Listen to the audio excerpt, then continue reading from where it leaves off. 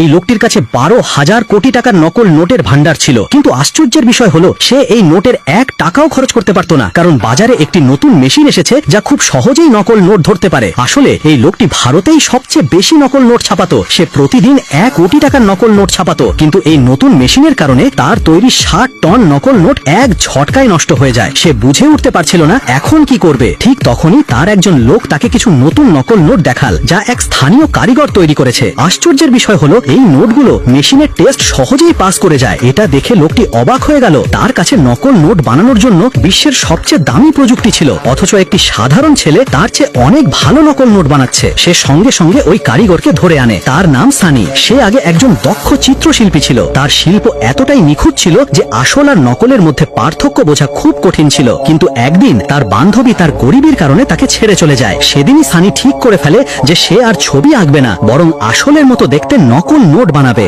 ভারতের নোটগুলো অত্যন্ত উন্নত প্রযুক্তিতে তৈরি হয়। সবচেয়ে কঠিন কাজ হলো নোটের মাইক্রো টেক্সট ও প্যাটার্ন হুবহু কপি করা। ডিজিটাল প্রিন্টার এগুলো ঠিক মতো বানাতে পারে না, কারণ ছোট ছোট ভাঙা প্যাটার্ন চলে আসে। এখানে সানির হাতের কাজ কাজে আসে। সে মাইক্রোস্কোপে নোটের প্রতিটি অংশ নিখুঁতভাবে দেখে নিজের হাতে হুবহু আঁকে। তারপর সেই অংশগুলো জুড়ে একটি পারফেক্ট মাস্টার শিট বানায়। এরপর সেই শিটে অনেক উন্নতি করা হয়। আগে এর ওপর নতুন নতুন স্তর চড়ানো হয়, তারপর কোটিং ও হিটিং করা হয়। কিন্তু প্রিন্টিং এর সময় আরেকটি সমস্যা আসে। পুরনো মেশিন একবারে শুধু একটাই রং ছাপতে পারে, অথচ আসল নোটে থাকে 4টে আলাদা রং। তখন সানির বন্ধু ফিরোজ, যে ছোটবেলা থেকে প্রিন্টিং প্রেসে কাজ করত, এগিয়ে আসে। সে একে একে 4টে রং প্রিন্ট করে এবং তারপর তাতে চকচকে সিকিউরিটি স্ট্রিপ যোগ করে। এভাবে নকল নোট তৈরি হয়। কিন্তু সানির কাছে এই নোটগুলো খুব নতুন লাগছিল। এগুলোকে আসল নোটের মতো পুরনো দেখাতে সে চায়ে ডুবিয়ে শুকিয়ে নেয়। এবার নোটগুলো সত্যি আসল নোটের মতো দেখাতে শুরু করে। তারপর তারা এই নোটগুলো টেস্ট করতে একটি মদের দোকানে যায়। দোকানদার নোট নিয়ে হাতে লাগাতেই বুঝে ফেলে যে নোটগুলো নকল। কোনো রকমে তারা সেখান থেকে পালিয়ে আসে।